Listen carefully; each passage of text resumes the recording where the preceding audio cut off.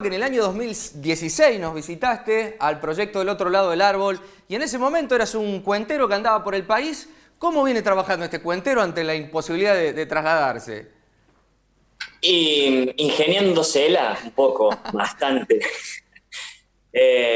Buscando caminos para seguir contando cuentos, que Sí, ese es mi trabajo y que en aquel 2016 yo lo estaba iniciando recién sí. con ese proyecto de la bicicleta y bueno, hoy a raíz de la situación que todos conocemos de la pandemia,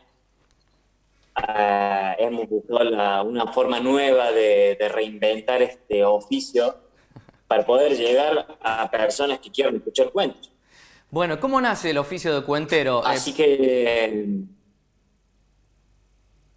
¿Cómo nace el oficio sí. cuentero? ¿Por herencia? ¿Cómo viene esa historia?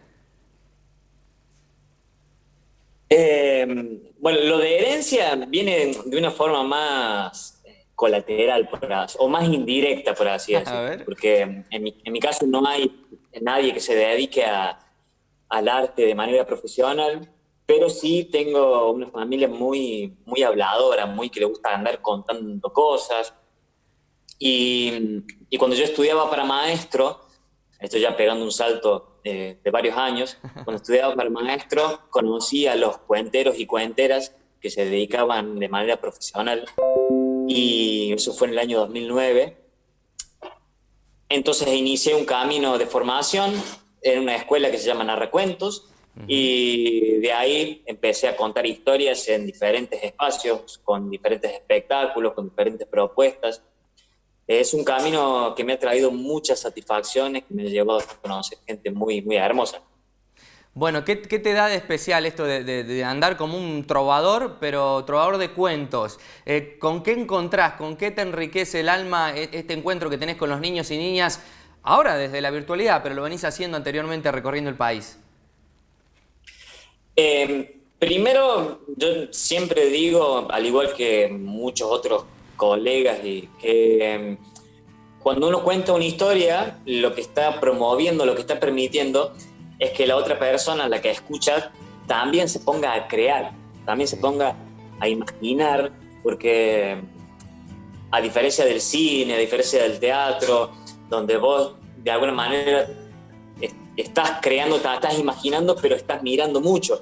Acá solamente tenés a una persona que tiene una voz y unos ojos y unas manos y con eso te puede dibujar paisajes, te puede dibujar personajes, pero eso ya es tarea de quien está escuchando crearlo todo eso. Entonces, ese espacio de poder crear entre todos ahí es algo hermoso, es algo que pasa con adultos, que pasa con niños, que Sí. pasa con todo público. Yo no cuento cuentos solo para niños, sino que cuento para diferentes rangos de edades. ¿Se ha vuelto revolucionario contar Estoy viviendo acá en cuentos Barcelona. hoy en día ante tanta pantalla, Marcelo? Digo, ¿se ha vuelto revolucionario ser un cuentero en este presente de tanta pantalla presente? No, yo creo que no.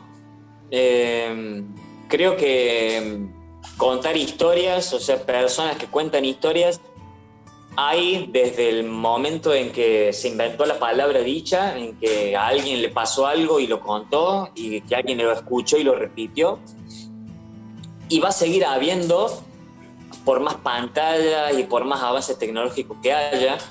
Eh, y creo que tampoco estamos en un lugar, quienes contamos cuentos, en un lugar de decir, estamos defendiendo la palabra, yo creo que solo estamos eh, sosteniendo una tradición que va a perdurar, que va a perdurar, porque a quién no le gusta que alguien se le siente y le cuente una historia. Sí. Todo el tiempo estamos escuchando historias. Hoy sí lo que sucede es que este contar se ha vuelto también un arte escénico y eso lo lleva a un lugar de consumo, por así decirlo, donde Sí. yo puedo ir, pagar una entrada a un teatro y ver a un cuentero o una cuentera.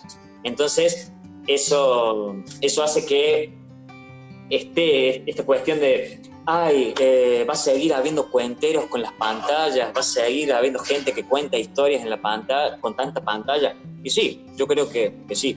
Ni una pandemia nos va a callar, así que eso... Qué lindo. Tranquilo. Bueno, estuviste trabajando hace poquito a través de la editorial Santillana en una linda entrevista que te hicieron los chicos, una devolución.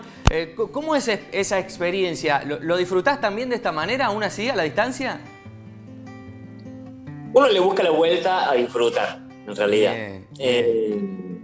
Yo cuando arrancó esto del aislamiento o del distanciamiento, me costó mucho como encontrar la conexión con hacer vivos en Instagram, en Facebook, y lo hice al principio y después frené porque eso me agotaba mucho y no era lo mismo, no es lo mismo, lamentablemente. Pero bueno, después empezaron a surgir así algunas actividades puntuales. Una fue la que realicé ahí con Santillana en Justiniano Pose, y la verdad que me sorprendió mucho por cómo se dio toda la situación en que contactamos con la escuela, yo mandé algunos videos, después recibí las respuestas de muchos chicos y chicas, y en ese ida y vuelta se generó ahí un entrevero muy bonito. De alguna manera uno siente que se atraviesa la pantalla, de ida y de vuelta. Sí, y estuvo muy bonito, volver de alguna forma a Justiniano Pose. Sí, y ahora estás volviendo por tercera vez. Marcelo, ¿qué debe tener un buen cuentero en tu experiencia, en lo que has aprendido y en lo que has aprendido del camino mismo? Y muchos somos los que decimos que para contar bien hay que escuchar mucho. Entonces, creo que quien cuenta una historia tiene que estar también pendiente de escuchar. Y cuando digo escuchar, no es solamente de escuchar en otros momentos, sino escuchar lo que está pasando con su público cuando uno cuenta una historia. Sí. Porque yo te puedo empezar a contar una historia así y empezar de la vi una vez al colorín colorado sin tener más noción de qué sucede con tus emociones, con tus pensamientos, con tu imaginación, con lo que pasa en el lugar. Entonces, en eso hay que estar muy atento. Y creo que un cuentero o una cuentera que sepa escuchar, que sepa que son muchas personas las que están creando y que eso puede generar que pasen muchas cosas, ahí creo que hay una clave linda de alguien que cuenta historias. No olvidarse que para contar hay que interactuar, que es un ida y vuelta sí o sí, que la persona que está escuchando está contando conmigo, y que lo más importante no es ni el cuento, no es quien cuenta, ni quien escucha. Lo más importante es ese contexto, ese encuentro que se hace en torno a esa historia que estamos imaginando. Eso es lo importante y lo que hace, creo, a un buen cuentero o cuentera. Hay como un entramado cooperativo de alguna manera, co-crean todo el mundo, quien cuenta y quien escucha. Totalmente, así es. Marcelo, tenemos niños, tenemos niñas, tenemos familias del otro lado. ¿Qué nos puedes contar para ir cerrando esta nota? ¿Tenés algo lindo para contarnos? Tengo un cuento para contarles. Un cuento que hoy me dijeron, ese es un cuento muy geminiano. Toma. Si hay alguien ahí aficionado a la astrología, desde los astrólogos, que nos cuente. Claro. Bien, dale, claro, dale. Que después nos cuente. Después nos van a contar los geminianos y la geminiana a ver qué tal es. Dale. Bueno, esta historia dice así. Había una vez un centauro. ¿Ubican al centauro? ¿Ubican? Sí. Esos seres mitológicos, mitad hombre y mitad caballo. Bien. Y el centauro de golpe apareció en el mundo y comenzó a caminar, y en un momento sintió hambre. Allá. Pero lo asaltó una duda y dijo, ¿qué tengo que comer? ¿Un asado o un rollo de alfalfa? ¿Un rollo de alfalfa o un asado? Y como no se pudo decidir, el centauro se quedó sin comer. Pasó todo el día, llegó la noche, y claro, cuando llegó la noche sintió sueño, estaba cansado, además tenía hambre, y dijo que tenía que ir a dormir. ¿Pero dónde voy a dormir? ¿En un hotel o en un establo? ¿En un establo o en un hotel? Y como no se pudo decidir, se quedó sin dormir. Y así pasaron varios días y con hambre, sin sueño, el centauro se enfermó y lo volvió a asaltar la duda. ¿A dónde voy?